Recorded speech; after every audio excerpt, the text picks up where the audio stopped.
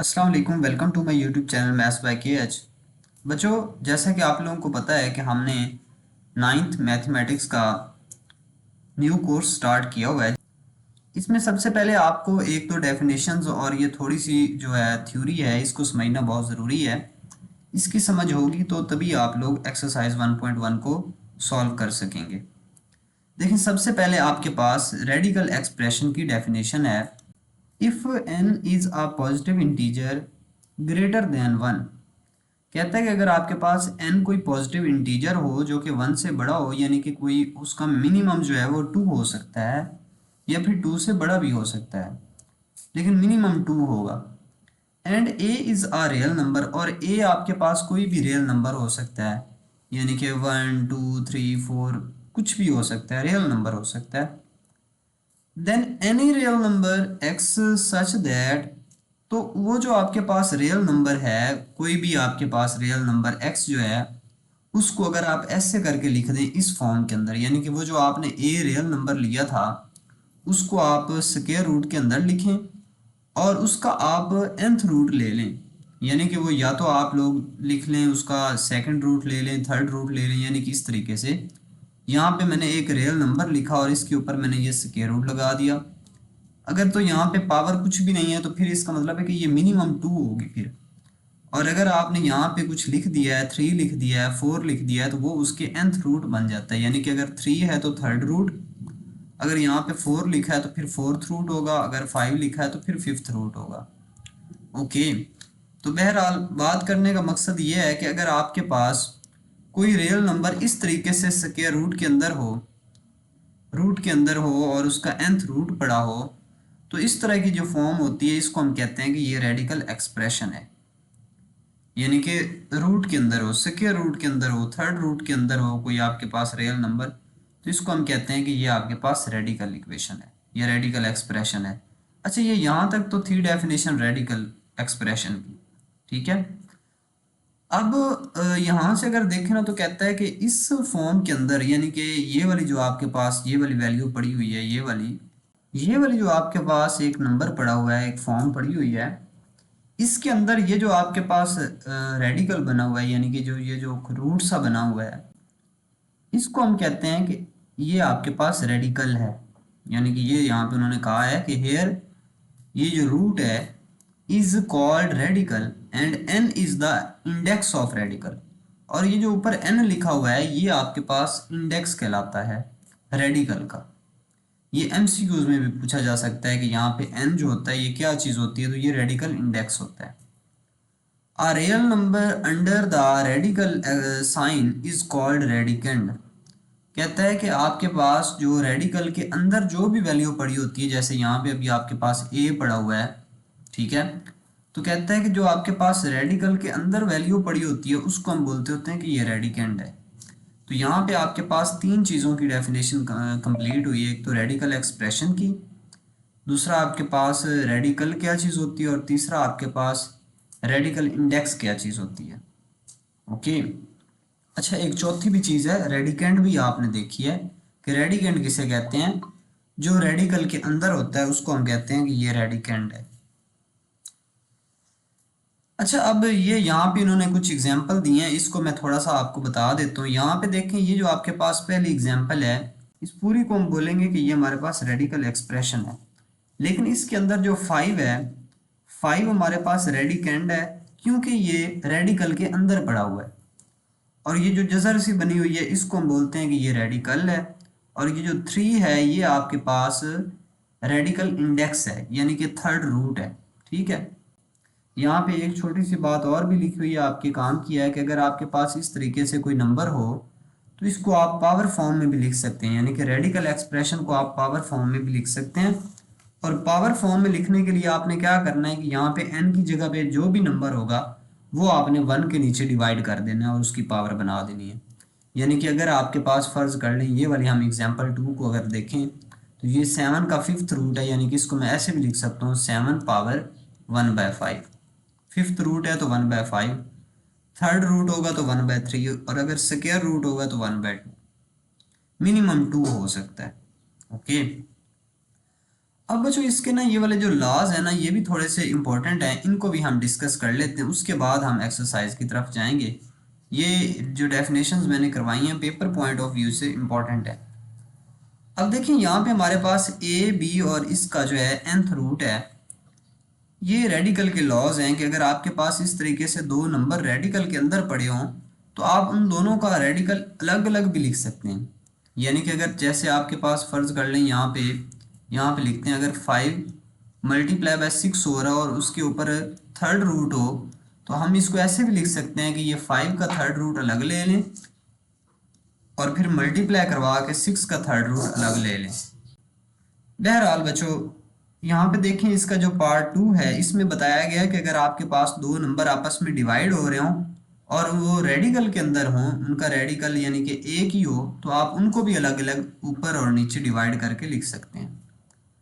अच्छा यहाँ पे ये पार्ट 3 में बताया गया है, इसका जो लॉ नंबर 3 है इसमें बताया गया है कि आपके पास अगर a की पावर m रेडिकल के अंदर हो तो आप वही पावर रेडिकल के बाहर भी भेज सकते हैं।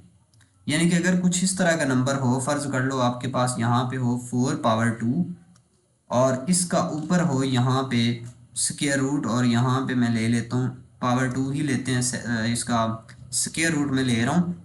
यहाँ पे आप थर्ड रूट कुछ भी ले सकते हैं, बहरहाल स्क्वायर रूट में लेके एग्जांपल पूरी करना चाह रहा हूँ।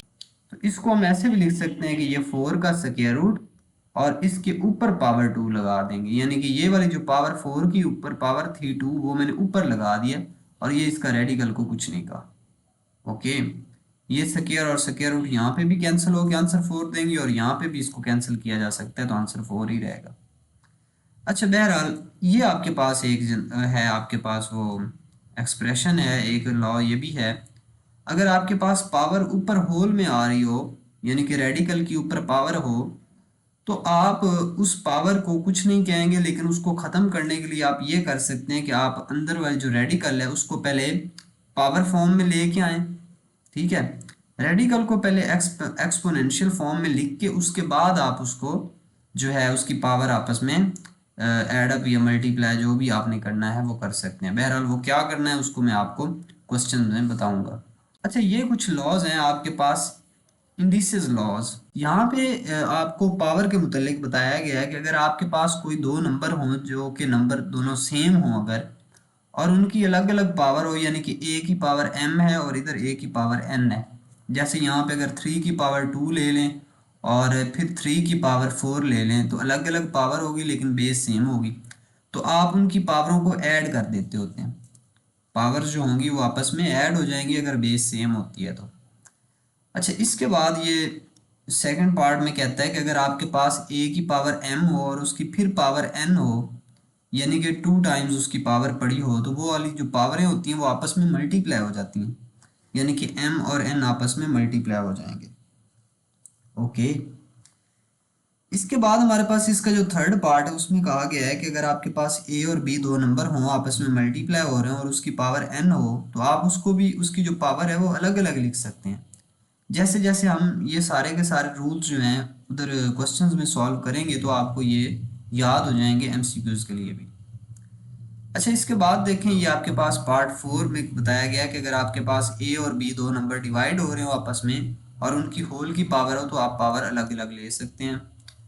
यहाँ पे अगर आपके पास दो नंबर आपस में जिनकी बेस सेम हो और पावरें मुख्तलिफ हों और आपस में डिवाइड हो रहे हो तो उनकी बेस आप सेम लिख दें, लेकिन नीचे वाली जो पावर होगी वो ऊपर जाके माइनस करवा दें। जैसे मल्टीप्लाई में आप ऐड करवाते होते हो ये फर्स्ट पार्ट में, और ये 5 वाले पार्ट में आपकी पावरें जो होंगी वो सब्ट्रैक्ट हो जाएंगी।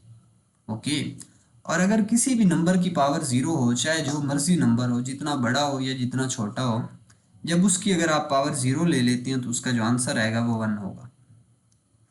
ओके, अच्छा इसके बाद बच्चों यहाँ पे कुछ एग्जांपल्स दी गई हैं। ये एग्जांपल्स आप लोग इधर से देख भी सकते हैं और अगर किसी एग्जांपल की समझ ना आए तो आप मुझसे पूछ भी सकते हैं। अच्छा यहाँ पे एक छोटी सी डेफिनेशन और है, सॉर्ट्स एंड देयर एप्लीकेशंस। ये वाली डेफिनेशन भी पेपर में पूछी जा सकती है आप लोगों को, तो इसको भी आप लोग समझ लें। एन इरेशनल रेडिकल, यानी कि वो कहता है कोई भी आपके पास रेडिकल हो जो कि इरेशनल हो विद रैशनल रेडिकेंट, और जिसके अंदर जो रेडिकेंट पड़ा हो वो भी वो रैशनल हो, तो उसको हम बोलते होते हैं ये सॉर्ड है। जैसे फर्ज कर लें आपके पास ये 5 का स्क्वायर रूट है, ठीक है, ये आपके पास एक सॉर्ड है, यानी कि ये इर्रेशनल नंबर भी है, इर्रेशनल रेडिकल है, और इसके अंदर जो नंबर पड़ा हुआ है ये 5, ये आपके पास पहले क्या है, ये आपके पास रैशनल नंबर है। यानी कि ये टोटल तो जो देखा जाए तो इस टोटल को अगर देखा जाए तो ये आपके पास इर्रेशनल है, लेकिन इस रेडिकल के अंदर जो नंबर पड़ा हुआ है वो आपके पास रैशनल है, ठीक है। अब यहाँ पे देखें तो ये आपके पास जो आपके पास ये इसकी एग्जांपल दी गई है, ये आपके पास पूरा का पूरा अगर देखा जाए तो ये आपके पास रेडिकल एक्सप्रेशन है जो कि इर्रेशनल रेडिकल है, ठीक है। लेकिन इसके अंदर ये जो 7 नंबर पड़ा हुआ है, इस 7 को अगर मैं अलग आपसे यहाँ से पूछूं कि 7 बताएं क्या है, रैशनल है या इर्रेशनल, तो आप लोग बताएंगे कि ये रैशनल है, लेकिन 7 का जो स्क्वायर रूट है ये इर्रेशनल है। तो वो यही कहना चाह रहा है कि आपके पास जो रेडिकल है वो इरेशनल होना चाहिए, लेकिन उसके अंदर जो रेडिकेंड पड़ा हो वो आपके पास रैशनल हो, तो उसको हम सॉर्ड बोलते हैं। अब यहाँ पे ना आपके पास ये एक एग्जांपल है जिसके ऊपर लिखा हुआ है पाई और उसका स्क्वायर रूट है। वैसे देखा जाए तो ये भी एक आपके पास रेडिकल ही है, ठीक है, क्योंकि स्क्वायर रूट के अंदर आ रहा है। तो यहाँ पे जो रेडिकल है वो आपके पास ये पूरी की पूरी जो एक्सप्रेशन है ये रेडिकल एक्सप्रेशन है, लेकिन इसके अंदर जो रेडिकेंड है वो पाई पड़ा हुआ है। अब यहाँ पे जो पाई होता है ये इर्रेशनल है, यानी कि इसका जो रेडिकेंड है वो भी इर्रेशनल है। ये पूरा मुकम्मल कंप्लीट जो है ये भी इर्रेशनल है, लेकिन इसके अंदर जो पाई नंबर पड़ा हुआ है ये भी इर्रेशनल है। तो ये दोनों इर्रेशनल है, तो इसको हम सॉर्ड्स नहीं कह सकते, ये आपके पास बस रेडिकल ही है। तो सॉर्ड्स कौन से नंबर्स होते हैं जो आपके पास जिनका जो रेडिकल है वो तो इरेशनल हो, लेकिन उसके अंदर जो रेडिकेंड आपने लिखा हुआ होता है वो रैशनल होना चाहिए। बहरहाल इसकी यहाँ पे ना 3 टाइप्स भी हैं, डिफरेंट 3 टाइप्स भी यहाँ पे बताई गई हैं सॉर्ड्स की, के सॉर्ड्स कितनी तरह के हो सकते हैं। फर्स्ट आपके पास है a surd that contains a single term is called a monomial. For example 5 square root 7 square root. अच्छा, कहता है कि कोई ऐसी सॉर्ड जिसके अंदर आपके पास सिंगल टर्म यानी कि सिंगल एलिमेंट कोई पड़ा हो, जैसे आपके पास 5 का स्क्वायर रूट है या 7 का स्क्वायर रूट है, तो इसके अंदर जो रेडिकेंड है ना वो एक ही पड़ा हुआ है। रेडिकल के अंदर यहाँ पे जो रेडिकेंड पड़ा हुआ है वो एक ही है। तो इस तरह की जो सॉर्ड होती है उसको हम कहते हैं मोनोमियल सॉर्ड, ठीक है। अच्छा, इसके बाद सेकंड नंबर पे इसकी सेकंड टाइप कौन सी है, a surd that contains the sum of 2 monomial swords.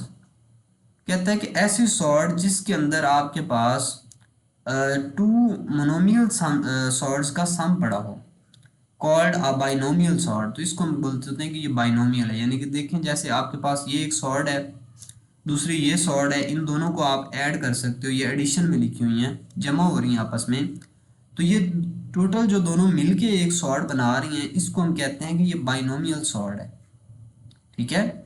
तो दो सिंगल जब मिलकर एक सॉर्ड बनाएंगे तो उसको हम बोलेंगे कि ये बाइनोमियल सॉर्ड है। अच्छा, ये आपके पास थर्ड है कि अगर आपके पास एक आपके पास सॉर्ड हो, सिंगल सॉर्ड, दूसरी भी सिंगल सॉर्ड ऐड होके बाइनोमियल सॉर्ड बना रही हो, तो ये वाली जो बाइनोमियल सॉर्ड है और इसका अगर आप इस तरीके से कंजुगेट ले लें या इस तरह की दूसरी कोई सॉर्ड ले लें, यानी कि उसकी जो एक आपके पास सॉर्ड है सिंगल सॉर्ड उसका साइन चेंज कर दें, तो वो वाली जो सॉर्ड्स होती हैं वो आपस में एक दूसरे का कंजुगेट कहलाती हैं, conjugate swords of each other. यानी कि अगर आपके पास यहाँ पे अगर 4 का स्क्वायर रूट प्लस 3 का स्क्वायर रूट होगा, तो इसका जो कंजुगेट सॉर्ड होगा वो होगा 4 स्क्वायर रूट माइनस 3 का स्क्वायर रूट। इसी तरीके से ये आपस में दोनों एक दूसरे का कॉन्जुगेट है, ऊपर वाले का कॉन्जुगेट नीचे है और नीचे वाले का कॉन्जुगेट ये ऊपर वाला है। तो यानी कि ये देखा जाए यहाँ पे तो जो बाइनोमियल सॉर्ड्स होती हैं उनका कॉन्जुगेट भी होता है। अच्छा, ऐसा नहीं है कि सिंगल जो होती हैं सॉर्ड्स होती हैं उनका कॉन्जुगेट नहीं होता, उनका कॉन्जुगेट आप ले भी सकते हैं, ना भी ले तो उसका कोई खास फर्क नहीं पड़ता उन क्वेश्चंस में जहाँ तक हमें ज़रूरत